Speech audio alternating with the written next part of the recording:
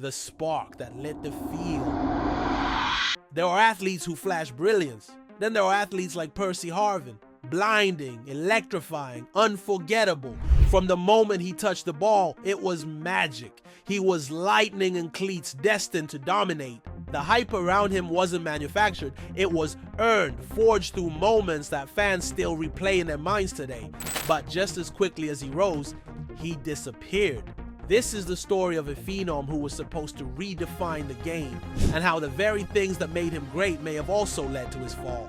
A tale of hype, hurt, triumph, and silence. A story not just about football, but about pain, pressure, and the price of greatness. The making of a prodigy. Born on May 28, 1988 in Chesapeake, Virginia, Percy Harvin was destined to be different. By middle school, he was already outperforming older kids in organized sports. At Lansdowne High School, he became a legend. As a senior in 2004, Harvin recorded 1,477 receiving yards and 25 touchdowns. He wasn't just a football star. He was a four-sport athlete, also excelling in track, basketball, and even soccer. His exploits earned him the USA Today National High School Offensive Player of the Year honor. He was considered the #1 recruit in the country. Coaches from USC, Miami, and Florida lined up at his door. Ultimately, he committed to the University of Florida under Urban Meyer, joining a team that would include future NFL talents like Tim Tebow and Aaron Hernandez. From his first snap as a Gator, Harvin showed he was different. He had 855 total yards and 4 touchdowns as a freshman. By the time he finished his junior year, he had 1,852 receiving yards, 1,852 rushing yards, and 32 total touchdowns. He played a vital role in 2 national championships, 2006 and 2008. His versatility was unmatched, lining up as a receiver, running back, and special teams threat. In the 2008 SEC Championship game, Harvin ran for 122 yards on just 9 carries against Alabama, despite playing with an injured ankle. His toughness was unquestionable, and the scouts were salivating. Draft day. A star is born. In 2009, despite concerns about his injury history and a failed drug test at the NFL Combine, the Minnesota Vikings drafted Harvin with a 22nd overall pick. The move was met with mixed reactions, but it didn't take long for him to silence doubters. In his rookie season, Harvin put the league on notice. He caught 60 passes for 790 yards and 6 touchdowns. He also dominated as a kick returner, racking up 1,156 yards and 2 return touchdowns. He was named NFL Offensive Rookie of the Year and earned a trip to the Pro Bowl. One of the standout moments of that season came in Week 3 against the San Francisco 49ers, when Harvin returned a kickoff 101 yards for a touchdown, igniting the Metrodome crowd and helping the Vikings secure a dramatic last-second win. Analysts compared his play style to that of Devin Hester, with the ball and Marshall Faulk in open space. The Star Tribune in Minneapolis ran a headline in October 2009 that read, "Percy Harvin, the future of the Vikings is now." The peak. A human highlight reel. Between 2009 and 2012, Percy Harvin evolved into one of the most feared offensive weapons in football. His ability to line up in multiple spots made him impossible to scheme against. He was the Swiss Army knife every coach dreamed of. In 2011, Harvin posted 967 receiving yards, 345 rushing yards, and 8 total touchdowns. He averaged 11.1 yards per touch. In a game against the Denver Broncos that year, Harvin racked up 156 total yards and scored twice. One of them a 48-yard dash down the sideline that left defenders chasing air. Bleacher Report called him a cheat code in real life. John Madden reportedly said in a production meeting, "This guy is what football in the future will look like." His teammates praised his work ethic. Vikings running back Adrian Peterson said in 2012, "Percy is the toughest player on this team, hands down." The downward spiral, injuries, migraines, and frustration. Despite the highlight reels, Harvin was quietly suffering behind the scenes.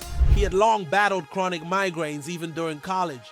These weren't minor headaches. They were blinding, nauseating, and debilitating. He was hospitalized multiple times, even once collapsing at practice in 2010. In an interview with ESPN in 2016, Harvin revealed, "Some days I couldn't even move.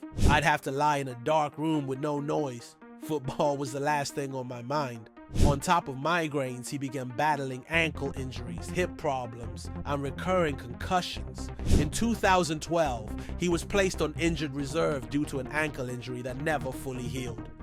Frustration grew in the Vikings front office. Despite Harvin's talent, they felt he was unreliable. His emotional volatility also became a concern. In 2013, he was traded to the Seattle Seahawks for a trio of draft picks. Super Bowl glory and the final act. Harvin's time in Seattle was brief, but spectacular.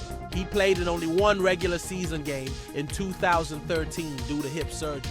But in Super Bowl 48, he returned to the field in dramatic fashion. Facing the Denver Broncos, Harvin returned the second half kickoff 87 yards for a touchdown. It was a momentum-shifting play that helped cement Seattle's 43-8 blowout victory. "We knew he was special," Seahawks coach Pete Carroll said after the game. "We were just waiting for the moment." But behind closed doors, all wasn't well. Reports emerged of locker room fights, including a reported altercation with teammate Golden Tate during Super Bowl week. The Seahawks traded Harvin to the New York Jets in October 2014. After an uninspired stint with the Jets and a brief period with the Buffalo Bills, Harvin retired in 2016 at the age of 28. He had missed 36 games in 7 seasons. Where is he now? In the years since retirement, Percy Harvin has stepped away from the spotlight. In a candid 2020 Bleacher Report interview, he admitted to battling anxiety and depression throughout his NFL career. He also said that cannabis played a crucial role in managing his pain and migraines. "I had to find peace," Harvin said. "I didn't leave the game left me." Today, Harvin lives in Florida and occasionally shares insights on social media. His legacy remains a topic of fascination, especially when young players show flashes of the same explosive potential. The legacy, stardom, pain, and the what-ifs. Was Percy Harvin a bust? Absolutely not. He was a comet, burning hot, fast, and unforgettable. He was the prototype for the modern hybrid weapon in football. Today's players like Deebo Samuel, Tyreek Hill, and even Jamar Chase reflect elements of Harvin's game. Yet Harvin's legacy is also a cautionary tale. It reminds us that greatness often comes with an unseen cost. Talent is only one piece of the puzzle. Health, mental well-being, and circumstance play massive roles. Had Harvin been healthy, he might have gone down as one of the greatest multi-threat players in NFL history. His career average of 11.4 yards per touch ranks among the league's best. Percy Harvin gave us unforgettable moments, electric returns, jaw-dropping jukes, and a Super Bowl masterpiece. But he also left us with questions. What if the migraines never came? What if his body held up? If this story hit you with a wave of nostalgia, hit the like button, subscribe for more untold stories, and let us know in the comments, what was your favorite Percy Harvin moment? Do you think he was on a Hall of Fame trajectory? Stick with us as we dive deep into the legends, the lost, and the unforgettable moments in sports history.